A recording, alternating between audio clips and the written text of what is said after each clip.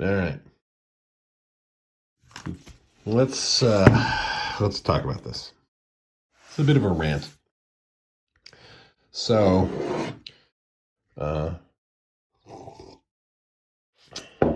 did a video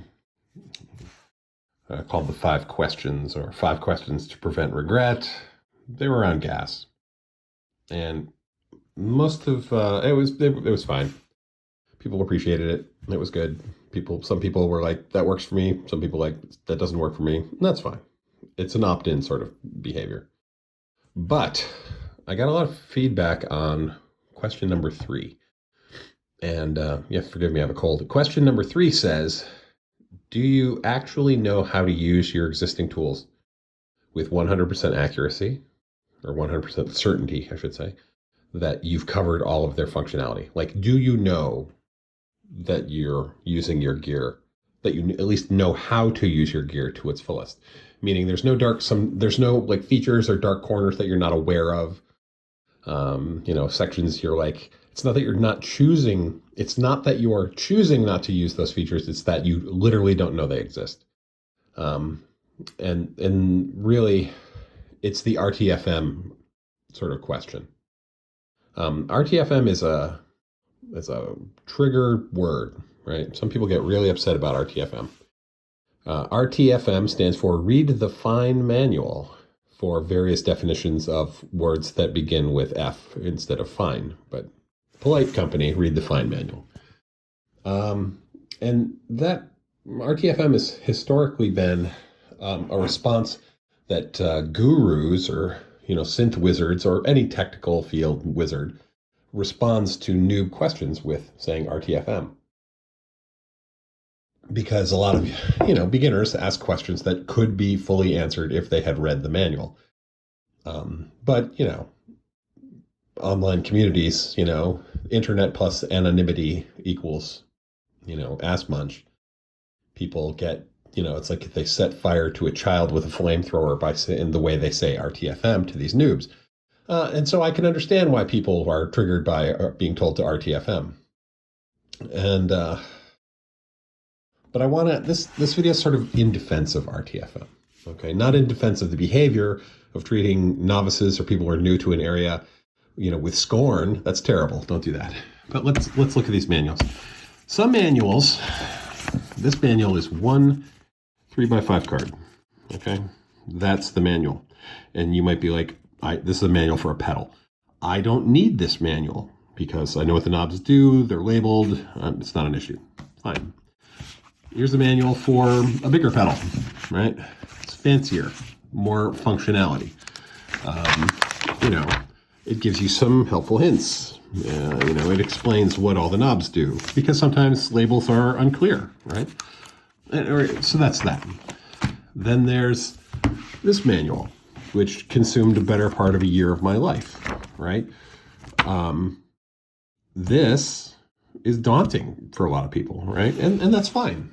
So you don't like to read the manual, but I don't want to seem like a jerk, but if you have a piece of gear that has a big ass 100-page manual that you refuse to read, and then you go to a forum and say, how does this work? You should be told to read the fine manual. I'm sorry. Because manuals have useful information in it, right? So here's the manual. It's for a drum synthesizer, which I've been talking about lately, new acquisition.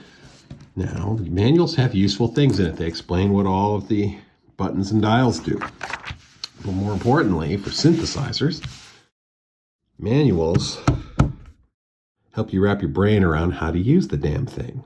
Like most synth manuals have something like this, which is a block chart that shows signal flow through the system, right? In a drum synth, right, you've got your generators that get mixed into effects, distortion, EQ, delay, reverb, pan, and then out, right? This is a synth voice. For any synthesizer you own, the manual contains one of these. Maybe not as a pretty picture, but it covers what defines a voice for your synth. You need to know that, okay? Now, some synths are really simple, and you can just get that off the front panel. or some synths are complex, but the panel layout's really good, like ASM Hydrosynth, right? Their flow is fantastic. Their front panel makes it really easy to understand how that's working. But there's other things in these manuals you're going to want, right? Definitions, like this particular synth has a just plain old LED readout. So it says, it shows you these values, BD, SN, TO, HH. Now I know it's a drum machine, but these equate to bass drum, snares, tom, right? But there's all sorts of weird shit, like EF, TU, BE, PC. That makes sense in context of this table. But if you're looking at the front panel and a little LED display says, lowercase b, uppercase E, or backwards 3, what does it mean? If you run to a forum before reading the manual and start asking these questions, you're going to get RTFM. And I think you should get told to RTFM, preferably politely, using fine as opposed to effing, right? But, question 3 is, do you know with 100% certainty that you know how to use all of the features of your particular piece of gear? And in our complex world, you cannot do that without reading the manual. All right. So let's look at some examples. Let's go look at some panels on synths, and just say, and do a quick observation of saying what on this panel is obvious and what on this panel is non-obvious. And then the question is, do you take that to a forum or do you read the manual? Right? Let's go take a look. Okay, so we're looking at a subsequent 37 here. All right, here's our oscillator panel. I'm going to do this whole video in portrait mode because panels tend to be portrait oriented. Right, so oscillator 1, there are 2 controls. Wave shape, right? Wave, pretty obvious. And if you're just playing it and turn the knob, you're going to hear what that does, right? Right? An octave and a knob. Now, if you just are playing it and you play with this knob, it's obvious what it does. So that's fine. You can just do that and manual be damned, right? Although it is interesting that the length, these lengths in feet, does anyone know what those are anymore? I mean, the oldsters do, certainly. And the young people can infer what it is, right? But that's a throwback to the length of the pipes in the pipe organ for, which octave register it's in. Anyway, tradition. Anyway, so sure, that's obvious, right? But if we move down into oscillator 2, right? Well, octave, wave, those are the same, fine. Keyboard reset hard sync on the border between the two. What does it mean? Well, if you're familiar with the concept of hard sync in a synth, you can assume that, this will create turning that on causes one oscillator to be synced against the other. Although it isn't clear whether it's one being synced against 2 or 2 being synced against 1, because I've seen it go either way in different synths, right? But KB reset, what is that? I guarantee you, if you press this button, you will hear no difference when you're playing just the initialized waveform of the system. If you do an init patch, it throws up a sawtooth, you turn KB reset on and off, you will hear no difference what that does.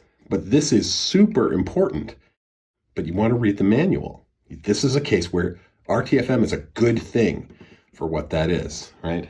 KB reset means reset the waveform every time a new key on the keyboard is pressed, which is really important if you're making these, especially if you're making basses and you want them to not have phase cancellation problems. Anyway, but continuing on, right? What else? So we've got frequency. So playing with that's pretty obvious. That's going to be the tuning of oscillator 2 in relation to oscillator 1. So we're up a 7th or down a 7th. That's fine.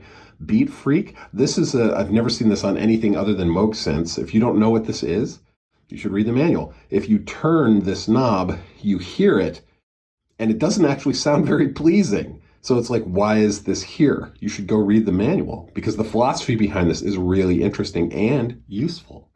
And then dual mode keyboard control, right? This is if you have more than one key pressed on the keyboard, is it the high note take precedence over the low note, right? This is this isn't obvious when you set this to nothing, and it's like you go to play the keyboard. It's like, well, now the keyboard doesn't actually register anywhere. It doesn't play any notes. It only plays whatever its current pitch is, right? And that's low key priority versus high key priority. This is a manual thing. You need to RTFM on this to understand really what it does. Ugh. Ah! Let's look at something else. Okay, now we're looking at a Novation Summit, right? Filter section, right? It's pretty obvious. Everybody understands the big frequency knob because we like to grab that and crank it and get our wow sounds, right? Resonance, sure. And then everyone knows what that means. Overdrive, not a problem. Envelope depth, probably knows what this means, except that this envelope depth has a detent in the middle. It'll pause there. And there is positive values and negative values, but no labels on the knob, right? Although it is displayed over on the display, right? So you get positive values, negative values. What does that mean, right? Now, if you have any experience with synths, you understand what a negative envelope is, but you may not. You may be new. If this is your first synth, let's say you get a used peak, you won't know. You may not know what this is. You're going to need to read the manual on that one, okay? Or here, filters type, low pass, band pass, high pass. Like, those are just, ubiquitous, LP, BP, HP, right? Dual, what does dual mean? And why did this change, right? Why did the slope change? And what does slope mean, right? This is something worth reading in the manual. Understanding what the filter slope is super important, right? A 24 dB slope versus a 12 dB slope for something like a pad makes a huge difference, right? So yes, you can go to a forum. Yes, you will find people who will explain it to you, maybe, but you'll definitely get people who say, read the fine manual. So save yourself that pain and look at the manual. All right, let's talk about arpeggiators or sequencers, right? If you've got a sequencer on your synth or an ARP of any kind, you need to read the manual. There's just no way around it. Like, here's an ARP is just a highly complex entity, right? So what does this mean, right? Tempo, sure. Range, octave range, that's pretty ubiquitous against a bunch of ARPs. And the patterns, up, down, random, etc. But like poly versus arpegg versus gate, sure. Maybe that's arpeggiation, maybe that's like chord mode. And what's gate? I don't know. And this pattern light, right? Pattern on. Well, what's pattern? I don't know. I mean, if this is octave range and that's tempo, how do you know what this is, right? There's a pattern button over here, right? But that didn't do anything. Oh, wait. On this synth, how do we deal with this button is 5? I went to 5. Like, how do I get these things underneath? Oh, well, it's shift pattern. This is something you have to read the manual for this. If you go to the Nord forum and you say, how do I use the values under the buttons? They're going to roll their eyes at you in RTFM, right? So, there are reasons why RTFM is not necessarily a bad thing. Okay, last example. It's not just synths, right? So here's a pedal, right? It's a fancy reverb pedal. But like the knobs on it, okay, if this is types, pre-delay, that's a reverb parameter I'm familiar with. Treble control, sure. Time, sure, I'm familiar with that. Mix, like wet, dry, yeah, not a problem. Control 1, control 2. The hell does that mean, right? Well, this is a complex machine. Based on the algorithm that's running, whatever your reverb algorithm is, these knobs do completely different things. And not only do they do completely different things, they do different things depending on whether you turn them clockwise or counterclockwise, right?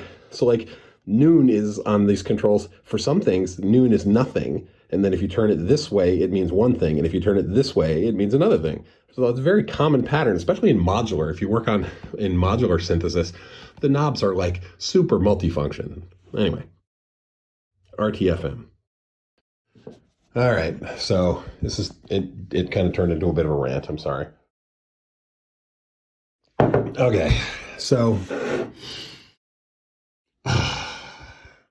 I'm not disparaging the people who don't like to read the manual, and I'm certainly not disparaging new people or learners, right? I teach. I love teaching. I like seeing the light up over people's, above their head and in their eyes when they do this stuff. I am certainly willing to answer beginners' questions. Absolutely. Put them in the comments. I love them, right? But if you're going to join a community, And it's a community around complex technology like synths. Okay. You need to put some work in to lay the ground sort of foundation of your knowledge. Now go to the community and you can ask, hey, is there a reference, a website, a video series that will help me understand the groundwork for, name your particular technology, a synth, something like that. There may be, videos out there that are like, here's a beginner's guide to X. And that's fine. Go read those. But you're going to get some responses that say, read the fine manual. Don't get upset about those. That's probably the best advice they can give you. And I don't want you to get, shit on when you go to a forum. You're the new person and you want to, ask basic questions. You should be able to ask basic questions, but you have to put on, the barest modicum of some, pre-work effort as far as like reading some of the, the first few pages of the manual, just to familiarize yourself with the thing you're doing, right? There's no point in buying a car if you don't have basic training, have a license, you've passed the test. Anyway, so that's all. I'm not triggered by RTFM, sort of questions. You can ask basic questions. I just don't want you to get burned, right? You don't want to burn the children when they ask those basic questions. So if you're an oldster and people are asking you, dumb questions, there are no dumb questions, but they're asking you questions that have been asked too many times and should be answered by reading the manual. Let's put it this way.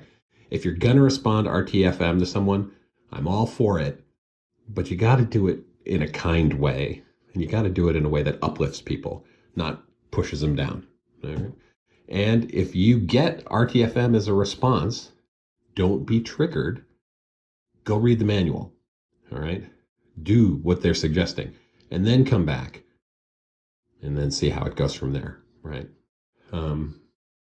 Anyway, that's it. I just wanted to rant a little bit.